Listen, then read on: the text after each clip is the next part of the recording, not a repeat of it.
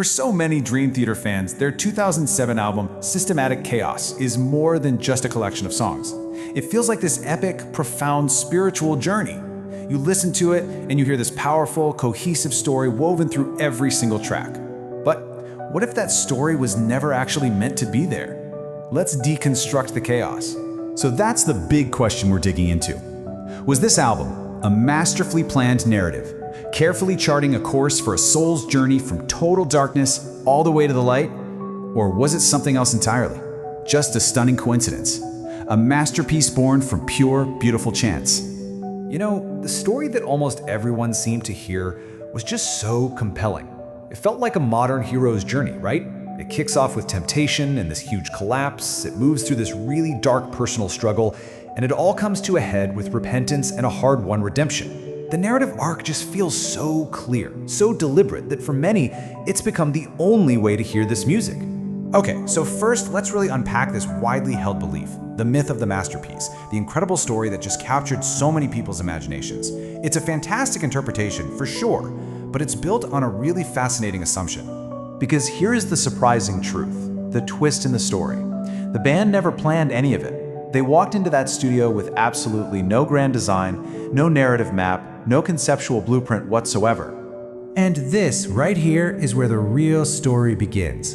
The album's powerful concept wasn't designed by the band at all. It was actually discovered by the audience. So let's take a look at how this beautiful accident really happened. See, unlike some of their other albums, like the rock opera Scenes from a Memory, they went on record saying they went into this one with a completely open palette.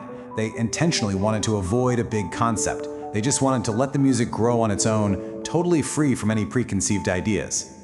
You know, this phenomenon actually has a name. It's called Emergent Meaning. It's what happens when a powerful, coherent message just seems to rise up out of a bunch of totally unrelated pieces.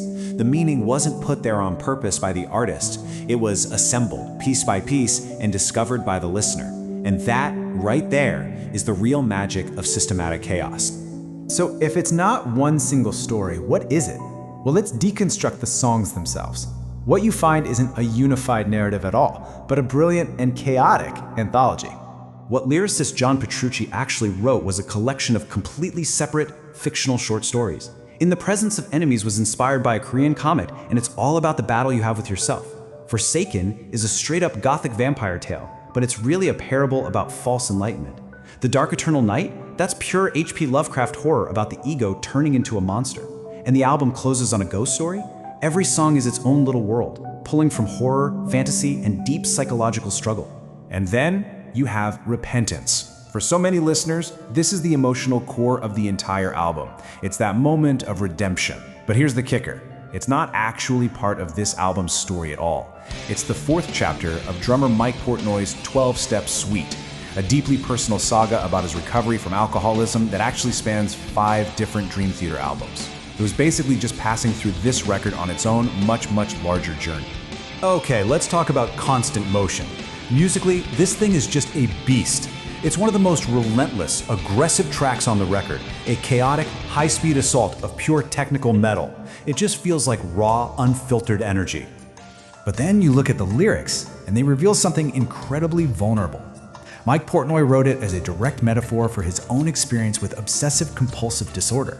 That frantic music, the impossible repeating patterns, it's the perfect sound to represent an anxious mind that just will not slow down.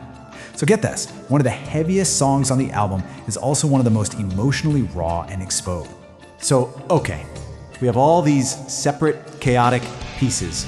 How in the world did they all get unified under one name? Well, just like the concept, the title itself wasn't planned from the start. It was found. So following their usual process, the band started sifting through the lyrics after all the songs were finished.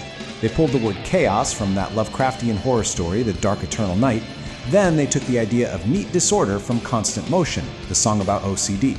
They mashed these two totally separate ideas together and bam, Systematic Chaos. And what's so brilliant about it is how perfect that discovered title ended up being. It didn't just fit the album. As Portnoy himself said, it was a perfect description of the band itself. Their music is so meticulously systematic in its technical precision, but at the exact same time, it's just pure sonic chaos in its aggression. It's a perfect fit. So let's bring all of this together. All of these separate pieces, they build to a different, and I think maybe a more profound understanding of this album's real magic. The art of finding order in the noise.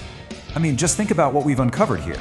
You've got a story about addiction recovery, a Lovecraftian monster, a metaphor for clinical anxiety, a ghost story about letting go. All these completely separate, chaotic ideas unintentionally conspired together to create something that feels remarkably coherent, a systematic whole. And this really is the key takeaway. Discovering that the album's narrative was a complete accident doesn't diminish it one bit. In fact, I think it makes it an even more fascinating work of art. It's a true masterpiece of emergent meaning, and it proves that a collection of pure chaos can, just through the act of listening, become beautifully systematic. And all of this leaves us with one last, really fascinating question. When a story like this emerges from the chaos, who is the real author? Is it the artist, the one who created all the individual, unrelated pieces? Or is it the audience, the ones who find the connections and assemble that profound meaning for themselves? Something to think about next time you listen.